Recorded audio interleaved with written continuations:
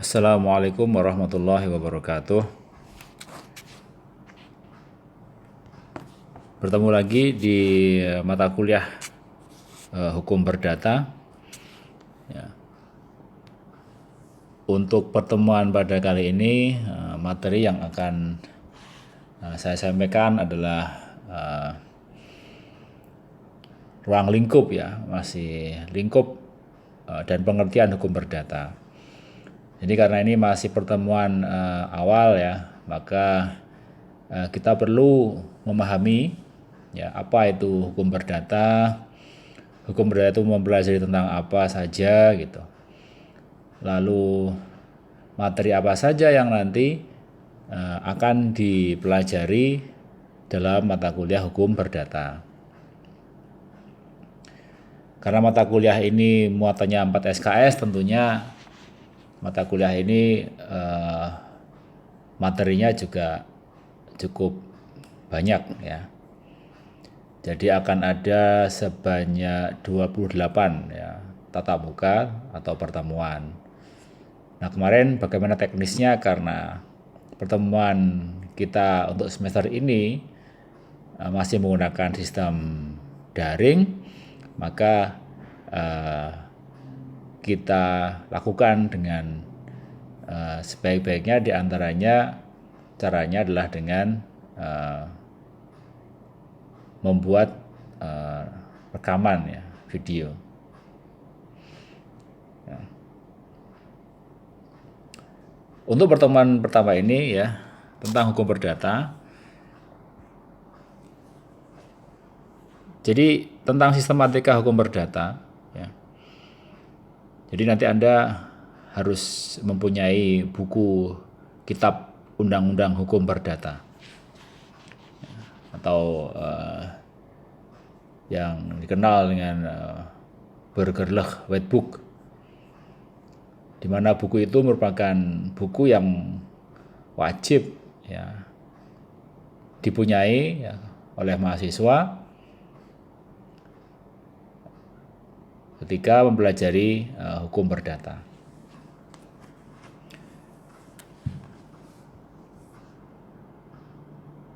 Hukum perdata adalah sistematika. Sistematikanya itu inilah yang nanti akan kita pelajari. Ya, jadi muatannya atau isi, ya, yang ada dalam buku kitab undang-undang hukum perdata itu, ya. Yang pertama itu berisi 4 buku, ya. Ada 4 buku. Buku 1 tentang orang, buku kedua tentang benda, buku ketiga tentang perikatan, buku keempat tentang pembuktian dan daluarsa.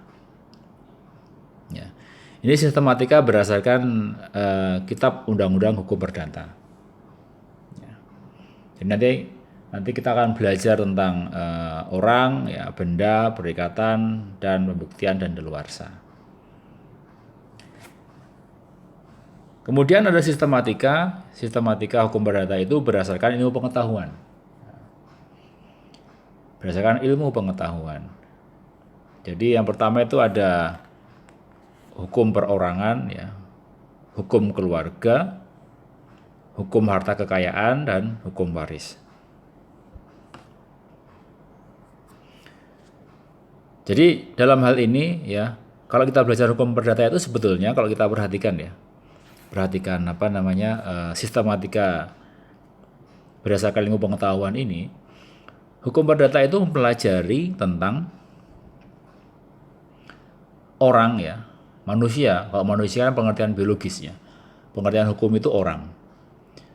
Mempelajari tentang sejak manusia itu lahir sampai dia itu meninggal dunia. Ya, jadi hukum perdata itu mengatur, mempelajari, ya, hal-hal yang terkait dengan orang, ya, mulai dia itu lahir sampai meninggal dunia. Jadi ya bisa disebut dengan siklus kehidupan orang. Ya. Jadi kalau misalkan dalam hukum perorangan itu, ya, kan ada orang lahir. Orang lahir. Orang lahir itu diatur dalam hukum perorangan. Bagaimana ketika anak itu lahir gitu ya. Kemudian lahirnya itu lahir yang bagaimana? Yang lahir yang hidup atau lahir yang mati gitu ya. Atau lahir hidup lalu mati. Itu ada konsekuensi yang berbeda-beda. Ya. Tapi dalam hal ini kalau kemudian itu berlanjut artinya anak yang dilahirkan itu adalah yang lahir hidup. Jadi anak yang lahir hidup. Nah nanti ketika anak lahir itu lahir hidup ya, kemudian dia menjadi seorang anak, lalu dia diasuh, dirawat oleh orang tuanya, ya, oleh orang tuanya. Nah sebagai anak dia ada hak, ada kewajiban, gitu. Kemudian orang tua pun dia juga punya hak, punya kewajiban, gitu ya. Itu dalam hukum perorangan. Jadi ada hak-hak yang harus didapatkan oleh anak ketika lahir itu. Misalkan diberikan penghidupan yang layak, ya, pendidikan yang baik, gitu, kesehatan, ya, dan lain-lain, ya, yang merupakan hak dari seorang anak.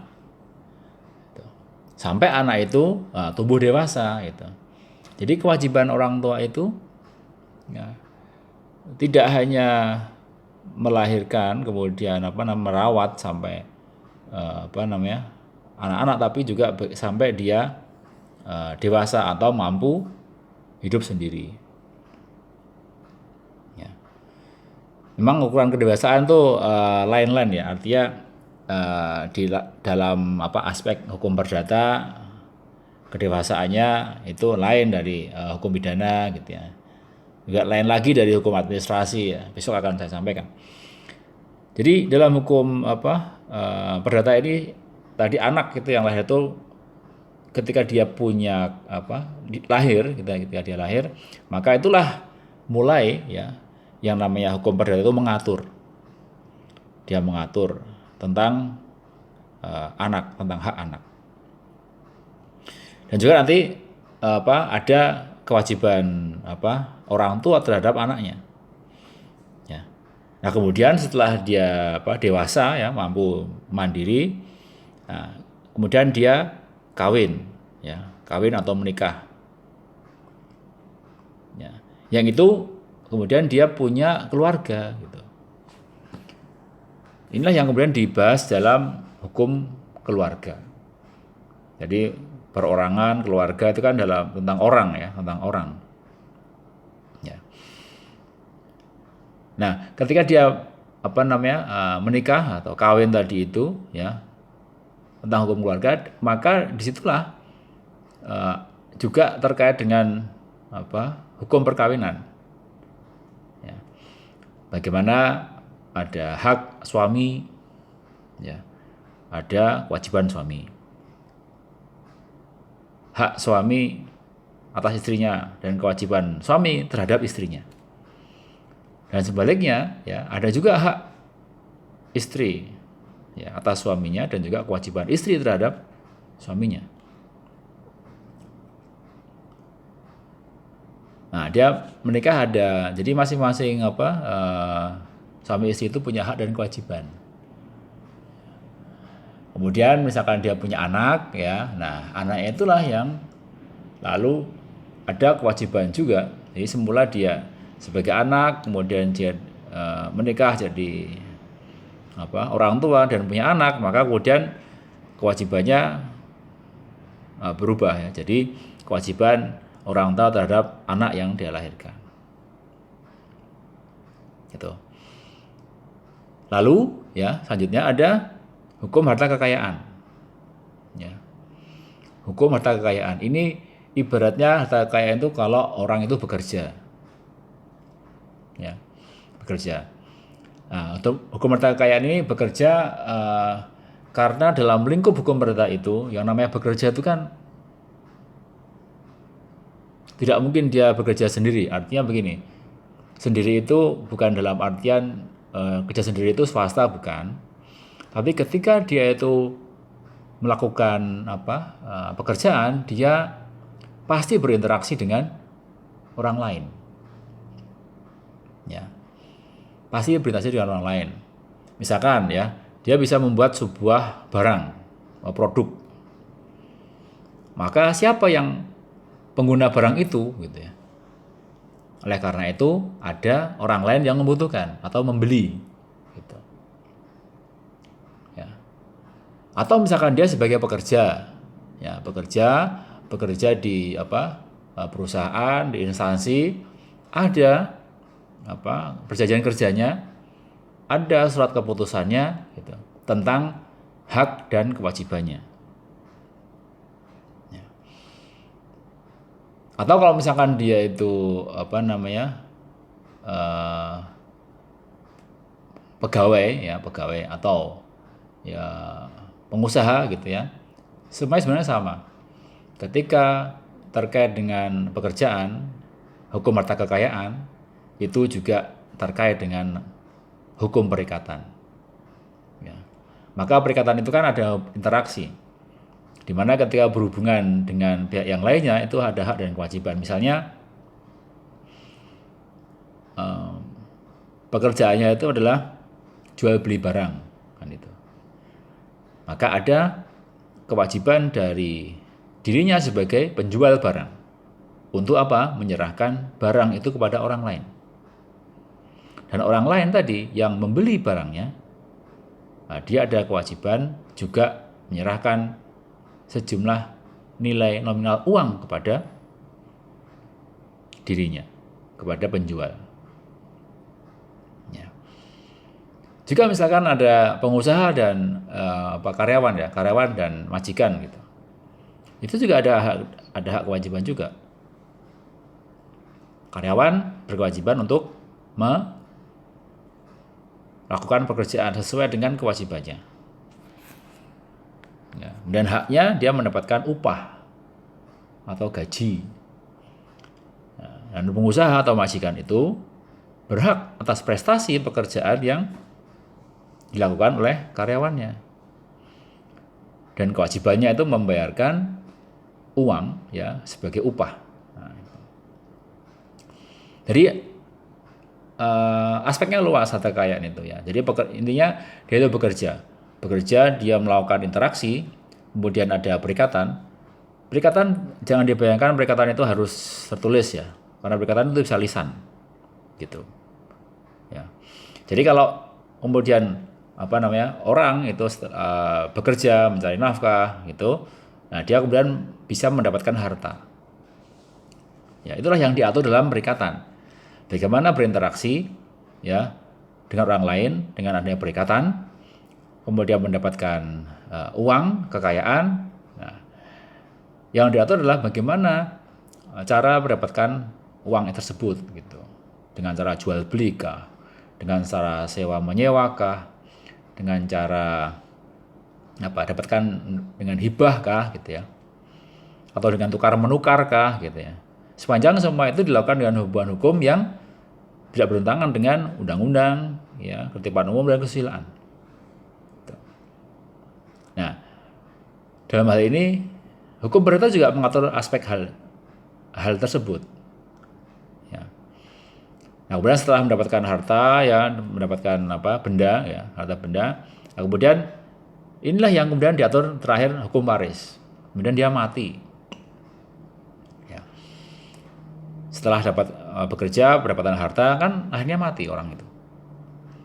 Nah, bagaimana orang mati itu hukum perdata mengatur, ya, itulah yang juga menjadi kajian dalam hukum perdata, bagaimana setelah orang itu meninggal dunia dengan meninggalkan harta, maka hukum perdata itu juga mengatur ya, tentang pembagian harta yang kemudian disebut waris atau hukum waris. Ya. Jadi waris itu selalu terkait dengan 3 hal, ya, yaitu ada pewaris atau pewaris, ahli waris dan harta warisan. meskipun ada pewaris dan ada ahli waris, tetapi pewaris tidak meninggalkan harta warisan, ya, maka tidak juga bisa mengatur hal ini, ya. Tapi kalau ada pewaris, ya, meskipun tidak ada ahli waris, ya, tapi dia punya harta warisan, nah nanti undang-undang mengatur lain. Ya. Kemudian kalau ada anak, ya, ahli waris gitu ya, anak, tapi pewaris itu belum meninggal dunia atau orang tua itu belum meninggal dunia, maka juga belum itu disebut sebagai hukum waris. Karena yang namanya warisan, hukum waris itu selalu harus ada yang namanya peristiwa hukum berupa kematian. Jadi kalau belum ada kematian, belum bisa itu disebut sebagai hukum waris atau harta warisan. Ya. Jadi kalau ada orang meninggal dunia gitu ya, dengan dia meninggalkan harta benda, maka inilah yang menjadi hukum perdata yang mengatur tentang hukum waris. Jadi hukum perdata itu kalau kita kaitkan dengan kehidupan itu kan sebenarnya siklus gitu ya. Jadi orang itu akan berkaitan dengan hukum perdata itu kalau dia itu sejak lahir ya. Lahirnya lahir hidup sampai dia meninggal dunia. Kalau dalam sistematika hukum perdata sesuai dengan KUH Perdata, ya urutannya ini tentang orang, benda, perikatan, ya pembuktian daluarsa. Tapi sebetulnya kalau kita mencoba untuk merenungi, ya sebetulnya apa sih hukum perdata itu kok harus dipelajari, ya. Wong cuma perseorangan saja kok pakai dipelajari segala. Nah, ternyata ya itu terkait dengan bagaimana orang itu ketika dia lahir sampai meninggal dunia mengenai hak dan kewajiban. Hak dan kewajiban itu diatur dalam hukum perdata. Jadi ini selalu terkait dengan ada pihak yang lainnya. Bisa nggak Pak kalau misalkan saya tidak usah ikut aturan hukum perdata? Bisa saja. Syaratnya Anda hidup sendiri di tengah hutan, ya, yang tidak ada orang di situ, silakan bebas Anda itu mau ngapain terserah. Karena tidak ada orang lain di situ. Tapi kalau misalnya Anda nanti ada orang lain, 2 orang saja, entah itu teman, orang tua, ya pasangan dan lain-lain. Nah, disitulah ada interaksi di situ. Entah itu hubungannya antar anak dengan orang tua, hubungan antara suami dan istri, ya, hubungan antara ya anak dengan cucu dengan kakek dan seterusnya, atau hubungan antara tetangga atau orang lain, ya pasti ada hal-hal yang diatur di situ tentang interaksi di situ. Ya, nah, tadi ketika orang lahir ada di rumah, kemudian dia ada hak sebagai anak dirawat sampai dewasa, kemudian setelah dewasa dia menikah maka kemudian dia punya hubungan hukum dengan orang lain, ya entah itu suami atau istrinya, kemudian punya anak, dia pun juga punya kewajiban terhadap anaknya kan itu. Kemudian dia bekerja itu pun juga bagaimana dia punya kewajiban terhadap orang lain gitu ya. Tergantung dari bentuk apa yang dilakukan dalam pekerjaan itu. Ya. Kemudian setelah dia melakukan segalanya itu, kemudian dia meninggal dunia. Nah, harta yang ditinggalkan itulah yang kemudian diatur dalam hukum perdata, dalam hukum waris. Gitu. Jadi itulah yang gambaran hukum perdata itu sebetulnya mengatur aspek kehidupan manusia dari dia lahir sampai dengan meninggal dunia yang bersifat privat, gitu. Yang bersifat perseorangan antar orang dengan orang yang lainnya. Ya. Nah, mudah-mudahan bisa dipahami dan sudah ada bayangan tentang mempelajari hukum perdata itu. Berikutnya ya. Nah, karena yang kita pelajari itu nanti adalah BW atau Burger lah White Book, ya maka nanti kita urut-urutannya sesuai dengan buku saja, buku apa bergelah itu, atau kitab undang-undang hukum perdata itu. Ya. Nanti kita akan belajar buku pertama tentang orang, buku 1 tentang orang. Ya. Di situ nanti ada kita bahas tentang hukum keluarga, ya, hukum perkawinan. Hukum keluarga itu ya tadi dari seorang anak lahir dari kandungan seorang wanita atau ibu kan itu. Ya. Nah pada dasarnya kalau orang itu lahir itu ya orang itu punya punya atau diakui oleh hukum itu ketika dia lahir ya. Lahir. Tapi dalam BW itu disebutkan ketika anak itu belum lahir, artinya dia masih dalam kandungan ya. Jadi masih dalam kandungan, belum bukan berarti kemudian belum ada, tapi sudah belum lahir tapi sudah ada dalam kandungan. Maka kalau kepentingan si anak itu nanti menghendaki, maka anak dalam kandungan itu dianggap dia itu seperti anak yang sudah dilahirkan. Ya. Jadi kalau terkait dengan hak-haknya gitu. Jadi sebetulnya ada perkecualian ya. Ya, secara umum hak anak itu dari sejak dia itu lahir ya. Tapi jikalau anak dalam kandungan ada hak yang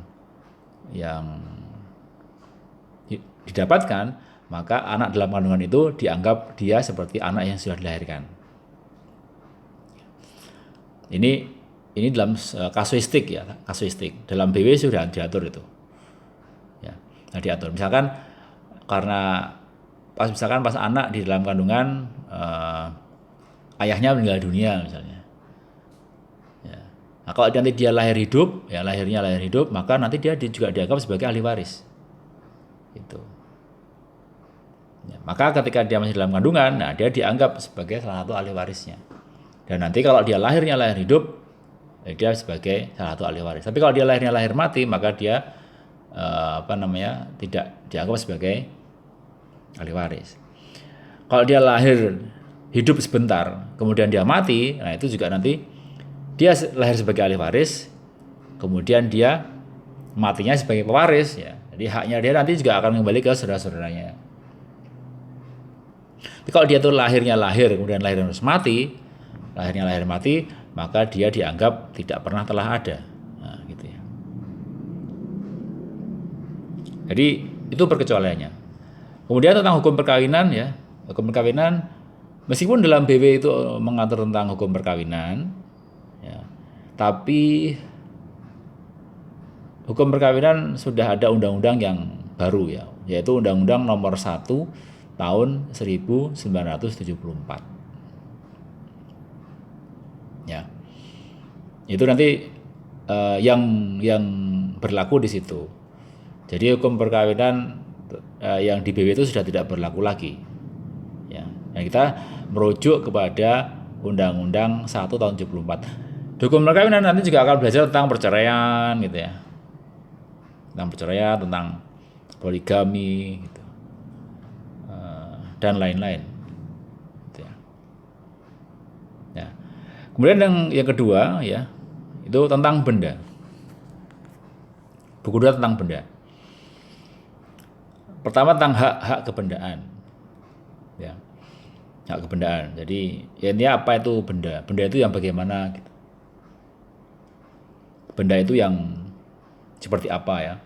Ya pada dasarnya ada benda yang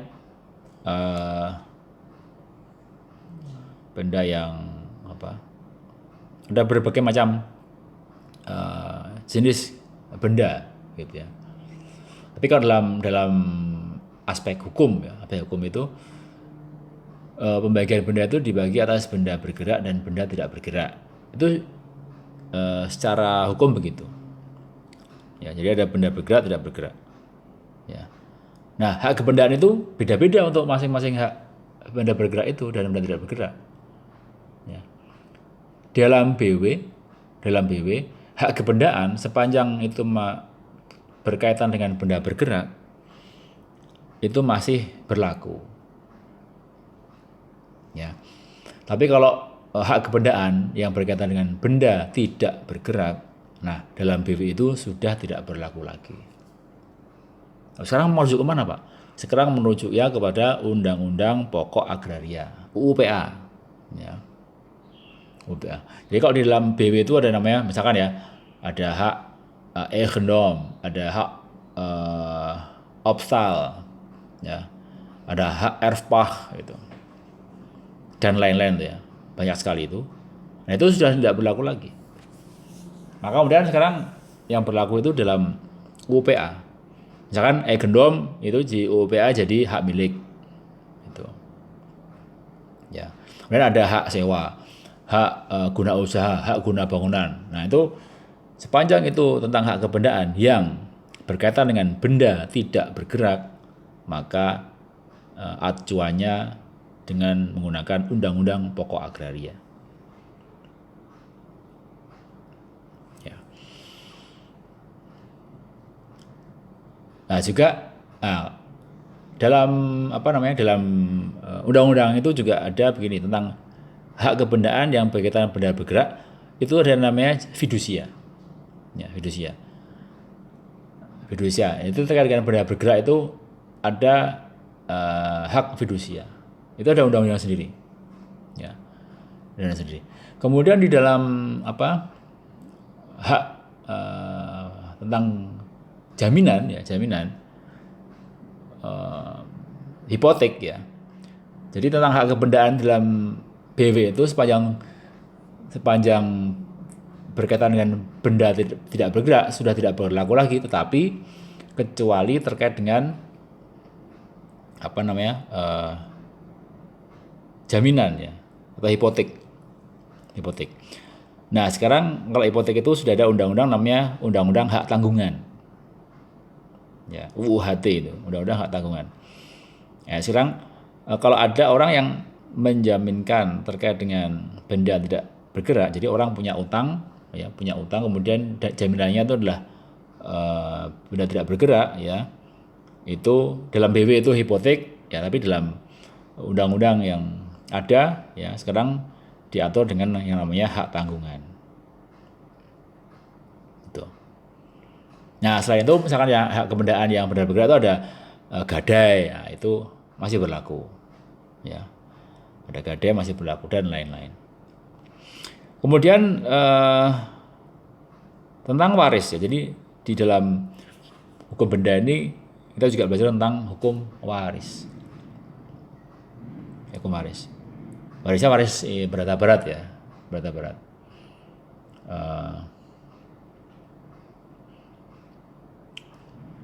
Memang agak berbeda antara hukum waris Islam dan hukum berata berat ya terkait dengan waris ya. Tapi intinya kalau terkait dengan unsur kemudian syarat-syarat itu sama, hanya yang beda pembagiannya dan siapa yang menjadi ahli warisnya gitu. Tapi pada intinya sama, bahwa yang disebut sebagai ahli waris itu syarat utama adalah dia harus mempunyai hubungan darah gitu. Sebenarnya hubungan darah. Jadi kalau misalkan bukan siapa-siapanya kok ngaku sebagai ahli warisnya, wah nanti dulu. Ya. Kalaupun nanti ada misalkan wasiat, ada dan lain itu, ya itu perkecualian lah ya. Tapi pada intinya yang namanya seorang ahli waris itu dia harus mempunyai hubungan darah. Dengan siapa? Dengan pewaris. Ya. Harus punya hubungan darah. Nanti kita akan belajar tentang pembagian masing-masing hak ahli waris. Tentunya tidak semua ahli waris itu dapat bagian semua ya. Jadi ada yang namanya bagian yang tertutup atas ahli waris yang lainnya. Jadi nanti kita mengenal ada penggolongan. Ada golongan 1, golongan 2, golongan 3, golongan 4. Ya. Jadi ada penggolongan. Nah kalau misalkan golongan 1 masih ada semua, maka golongan 2 tertutup hak atas harta warisannya. Ya, tapi kalau golongan 1 tidak ada, terus kemudian geser ke golongan kedua. Golongan kedua tidak ada, geser ke 3 atau ke 4. Ya, cuma ada 4 golongan.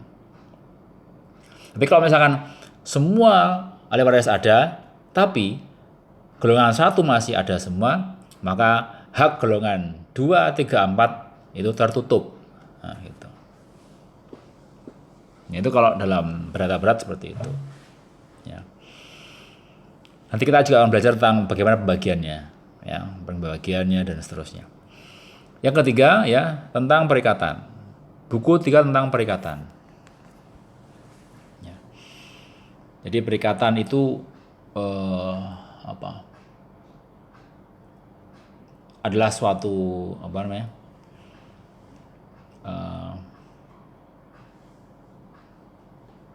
ada hak, ya, hak dan kewajiban itu.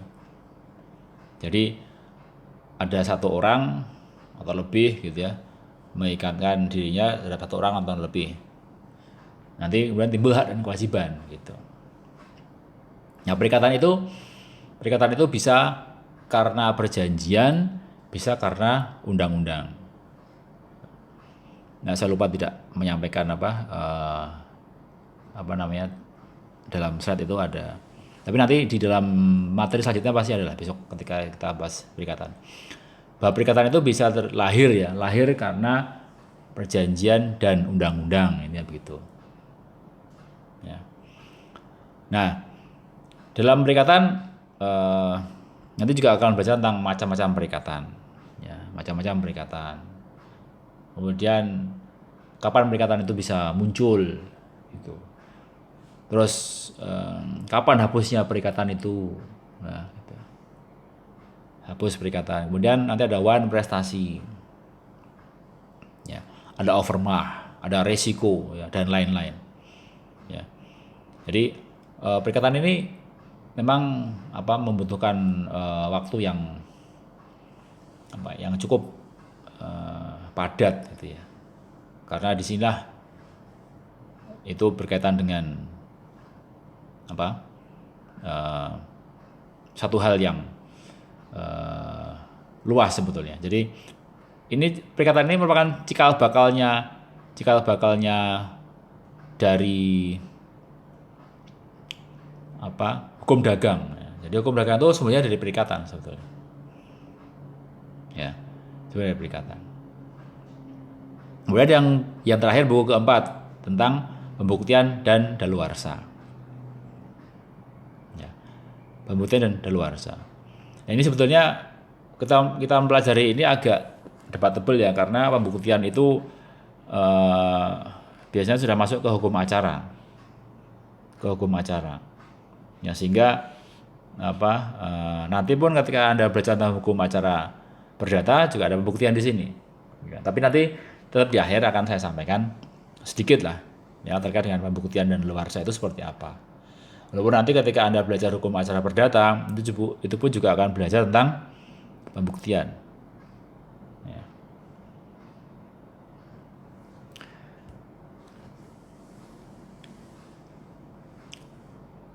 Selanjutnya tentang pengertian hukum perdata. Ya, pengertian hukum perdata. Jadi pengertian hukum perdata itu adalah keseluruhan aturan yang mengatur hubungan-hubungan hukum antara satu atau lebih subjek hukum, ya, dengan satu atau lebih subjek hukum yang lainnya yang mengatur hubungan yang bersifat perorangan. Ya, jadi hukum perdata itu aturan yang mengatur tadi hubungan antara satu dan yang lainnya, ya, antara subjek satu dan subjek hukum yang lainnya. Sifatnya perseorangan, privat, gitu. Yang paling mudah ya tadi anak dan orang tua, ya, orang tua dan anak, gitu. Suami dan istri, kemudian kita dan teman, gitu. Ya. Lalu juga ada yang namanya subjek hukum itu yang dianggap sebagai orang, namanya badan hukum. Nah, badan hukum itu juga dianggap sebagai subjek, gitu. Maka nanti ada hubungan juga antar orang dan badan hukum. atau badan hukum tertentu dan badan hukum yang lainnya. Gitu. Nanti kalau kita bicara tentang subjek hukum, nanti kita juga akan membahas tentang badan hukum. Ya, jadi tadi kan kita sudah memahami tentang pengertian hukum perdata itu seperti itu, ya, tentang siklus, ya. Nah, kalau pengertian hukum perdata itu tadi keseluruhan aturan yang mengatur hubungan-hubungan hukum antara satu atau lebih subjek hukum yang satu dengan yang lainnya. Ya, itulah hukum perdata. Nah, ada juga pengertian hukum perdata dari para pakar, ya, para pakar.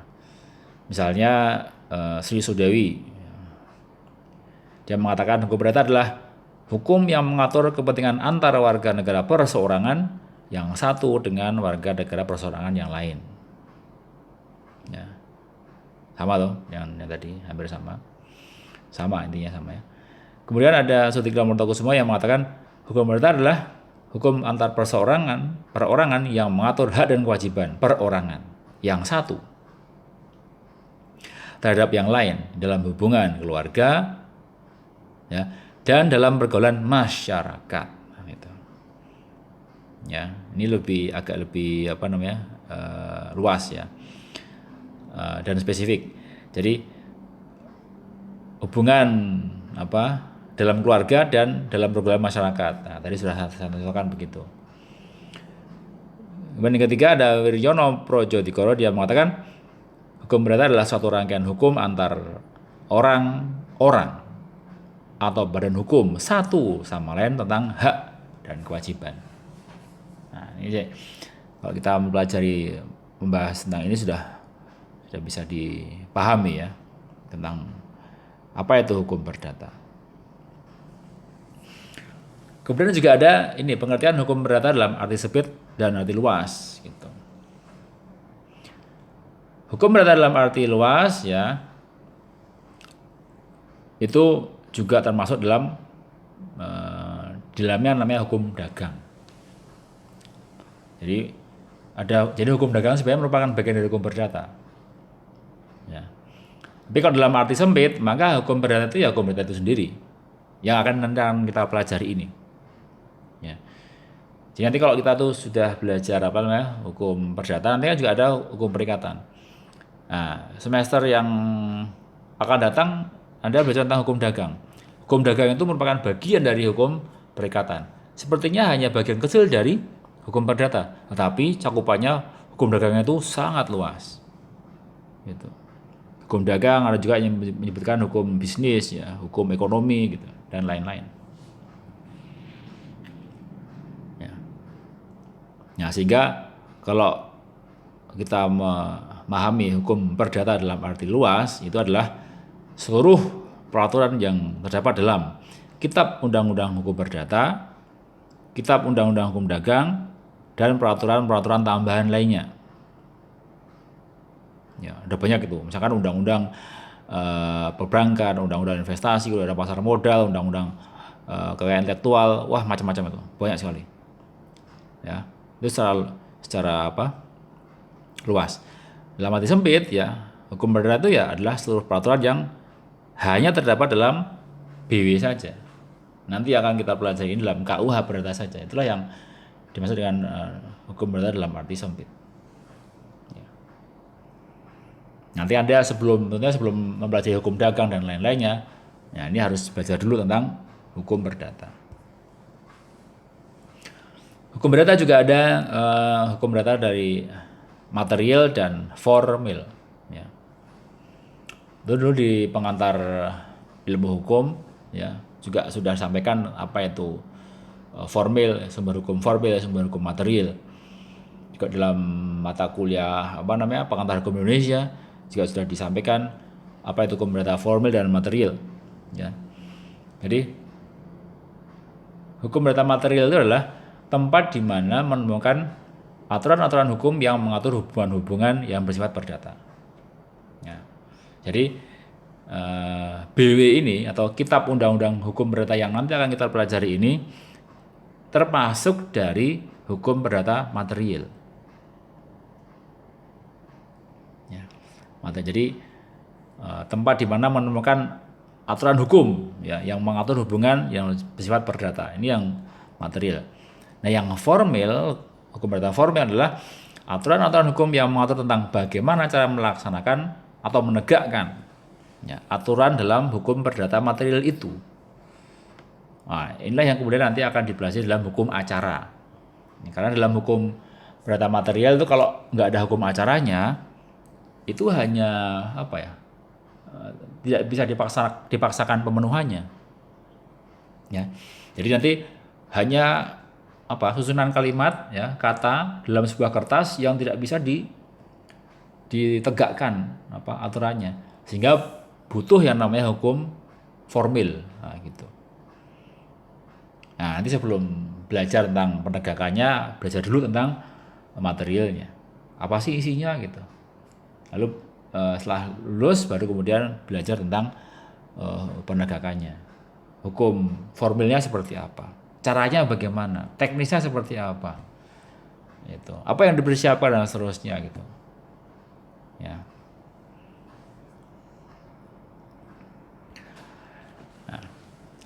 Ya mungkin itu yang bisa saya sampaikan dulu ya tentang adanya pengertian ya lingkup pengertian hukum perdata, sehingga nanti diharapkan kalau Anda sudah memahami tentang materi kali ini sudah mempunyai gambaran penting dan sudah mempunyai bayangan besok ini hukum perdata ini kita akan mempelajari tentang apa, itu sudah ada persiapan, sehingga nanti Anda sudah tahu arahnya ke sini dan seterusnya gitu ya, sehingga bisa membedakan hukum perdata dan hukum material yang lainnya ya. Misalkan nanti apa sih hukum perdata itu, seperti ini, apa sih hukum pidana itu, seperti ini, apa sih hukum tata negara itu, seperti ini dan seterusnya ya. Nah, mungkin itu yang bisa saya sampaikan ya. Terima kasih atas perhatiannya. Assalamualaikum warahmatullahi wabarakatuh.